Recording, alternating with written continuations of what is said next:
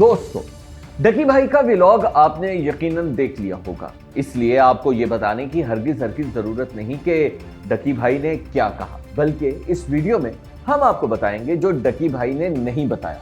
वो सब राज फाश करेंगे जो डकी भाई छुपा गए। सब कुछ बताएंगे, सब कुछ। ये भी बताएंगे कि बिग ब्रदर कौन है, उनका ओहदा क्या है, उनका क्या इंटरेस्ट था इस केस में, आखिर क्यों मदद की उन्होंने डकी भाई की, और उरूब जतोई के साथ एनसीसीआई के करप्ट अफसरान ने असल में कौन सा ऐसा जुल्म किया जो डकी भाई बता भी ना सके।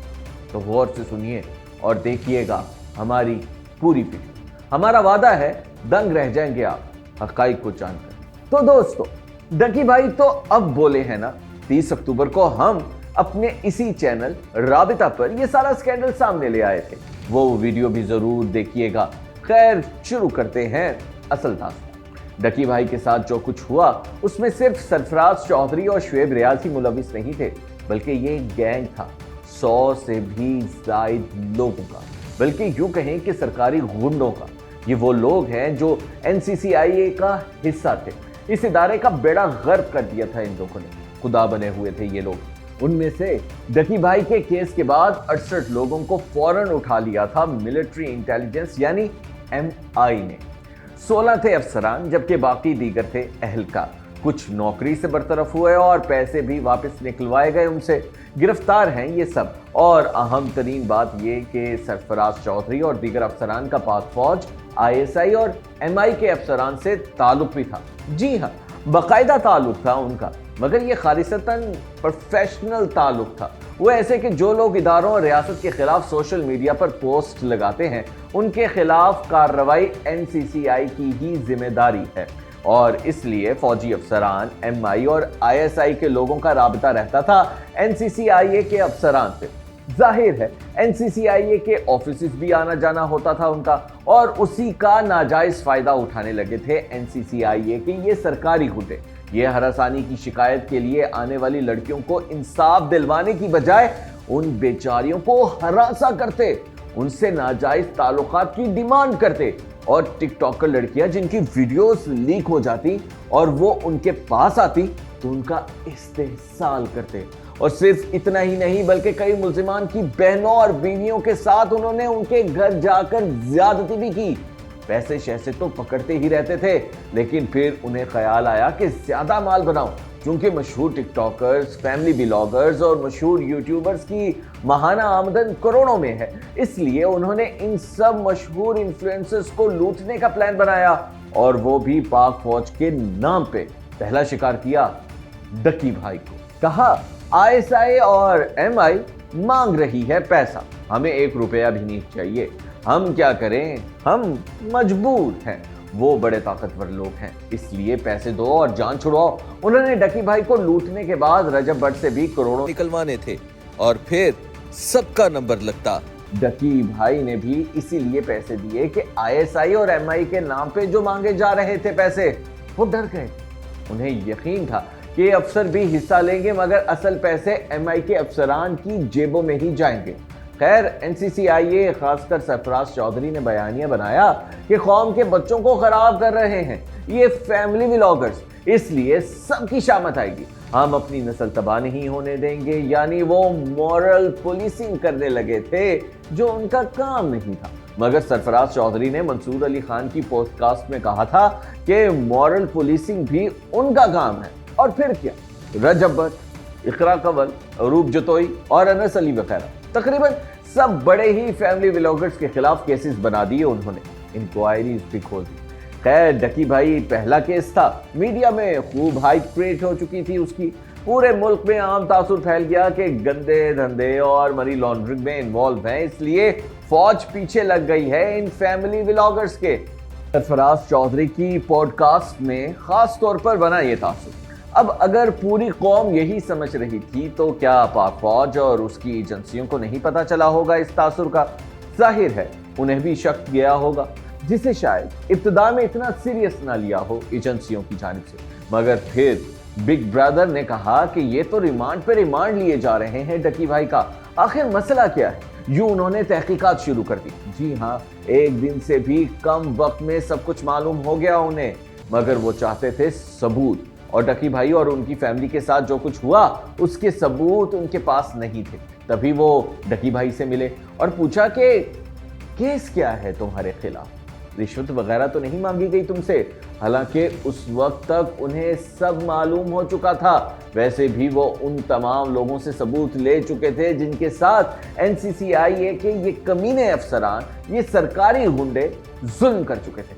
अब बस सिर्फ डकी भाई और उनकी फैमिली से सबूत चाहिए थे। खैर, बिग ब्रदर की जानिब दोबारा वापस आते हैं। पहले जरा उरूब जतोई से हुए जुल्म की कहानी सुनाते हैं आपको। एनसीसीआईए के इन गुंडों ने अरूब जतोई को न सिर्फ ज़हनी तौर पर टॉर्चर किया, उन्हें ब्लैकमेल भी किया, धमकियां भी दी, पैसे भी लिए, बल्कि इन लाइन लोगों ने अरूब जतोई को जिनसी तौर पर हरासा भी किया।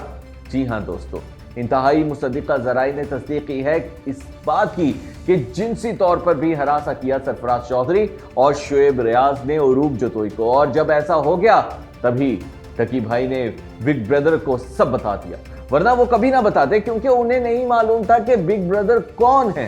जाहिर है वो शक कर रहे थे कि कहीं वो सरफराज चौधरी गैंग के ही बंदे ना हो और कहीं मजीद शामत ना आ जाए उनकी और उनकी फैमिली की। सिर्फ इसी वजह से एतबार करना पड़ा उन्हें बिग ब्रदर पे, और ये फैसला 100% दुरुस्त साबित हुआ डकी भाई का। और अब इस $1 मिलियन सवाल का जवाब कि बिग ब्रदर आखिर हैं कौन? तो दोस्तों, ज़राए का दावा है कि बिग ब्रदर मिलिट्री इंटेलिजेंस के एक तगड़े अफसर हैं। उनका रैंक कम से कम लेफ्टिनेंट कर्नल या फिर कर्नल है। रैंक के मुतालिक जितना ज़राए ने बताया हमने भी आपको बता दिया, मगर ये कंफर्म है कि उनका ताल्लुक मिलिट्री इंटेलिजेंस MI से है और वो अफसर है, अफसर। और उन्होंने डकी भाई की मदद सिर्फ इसलिए की क्योंकि उनके इदारे के नाम पर बेगैरती का बाजार गर्म कर रखा था एनसीसीआईए की गंदी मछलियों में। पाक फौज, ISI और खासकर MI के नाम पे रिश्वत तलब करते थे ये लोग, और डकी भाई के बाद सब बड़े फैमिली व्लॉगर्स के साथ यही कुछ करना था सरफराज चौधरी गैंग ने। इसलिए उन्होंने इस केस पे हाथ डाला। हालांकि जब तक सारी कहानी नहीं खुली थी तो बदनामी भी खूब हुई थी MI की। मीडिया पीछे पड़ गया था कि सरकारी इदारे एनसीसीआईए के एहलकारों और अफसरान को ही उठा लिया MI ने। प्रोपेगेंडा किया गया कि बदमाशी पे उतर आई MI। किस कदर अफसोस की बात है ये। लेकिन जब कहानी खुली तो तब भी बहुत से तनकीद करने वालों ने मुआफी नहीं मांगी ये झूठा प्रोपेगेंडा करने पर। हालांकि ये बात खुल गई थी कि बिग ब्रदर ने अपने इदारे को कह दिया था कि अगर कोई कार्रवाई ना हुई एनसीसीआईए के इन गलीज किरदारों के खिलाफ तो वो इस्तीफा दे देंगे। मगर DGMI मेजर जनरल वाजिद अजीज ने उन्हें यकीन दहानी कराई कि पाक फौज, MI और ISI सब आपके साथ हैं, किसी को नहीं बख्शेंगे। हद तो ये है कि बात फील्ड मार्शल सैयद आसिम मुनीर तक जा पहुंची थी। फील्ड मार्शल सैयद आसिम मुनीर ने अहकाम दिए थे कि किसी मुल्जिम को नहीं बख्शना। जिसने गैर कानूनी हरकत की सबके खिलाफ केस बनाया जाए, मगर किसी बेखता से ज्यादती ना हो। फील्ड मार्शल सैयद आसिम मुनीर के इन अहकामात के बाद तो कमाल ही हो गया था। DG NCCIA सैयद वकारुद्दीन को उनके ओहदे से हटाकर सैयद खुर्रम अली को नया DG NCCIA बना दिया गया। अब वो पाक साफ कर रहे हैं NCCIA को, जबकि साबिका DG NCCIA के खिलाफ भी तहकीकात शुरू हो चुकी हैं। Big brother, DGMI major general Wajid Aziz और सबसे बढ़कर फील्ड मार्शल सैयद आसिम मुनीर की वजह से डकी भाई और उन जैसे बेतहाशा मजलूमों को इंसाफ मिला। बहुत से बेखता लोग जुल्म और ज्यादती से बच गए। डकी भाई जमानत पे रिहा होकर वापस आ गए। तभी तो डकी भाई ने big brother, DGMI major general Wajid Aziz और फील्ड मार्शल सैयद आसिम मुनीर का शुक्रिया अदा किया और पाक फौज जिंदाबाद का नारा लगाया, क्योंकि ये पाक फौज ही है जिसने न सिर्फ मजलूमों को इंसाफ दिलाया, मजीद जुल्म से भी बचाया, इंतहाई ताकतवर जालिमों के खिलाफ कानूनी कार्रवाई यकीनी बनाई, बल्कि NCCIA जैसे इदारे को भी ठीक कर दिया। वरना तो अल्लाह ही हाफिज था इस अहम इदारे और बेचारे पाकिस्तानियों का। इसलिए पाकिस्तानियों, कहां कहां याद रखोगे पाक फौज को। دیکھ لو تمہیں ہر طرح سے محفوظ رکھتی ہے تمہاری یہ نڈر اور بہادر پاک فوج. اور پاک فوج کے خلاف فرضہ سرائی کرنے والوں، تم کم از کم اس کیس سے ہی سبق سیکھ لو، باز آ جاؤ بے غیرتی سے. خیر، اگر پاک فوج NCCIA کا قبلہ درست نہ کرتی تو شاید آپ اور آپ کے خاندان کے ساتھ بھی وہی ہوتا جو ڈکی بھائی اور ان کی فیملی کے ساتھ ہوا. اس لیے آپ بھی پاک فوج زندہ باد کا نعرہ لگائیں. پاک فوج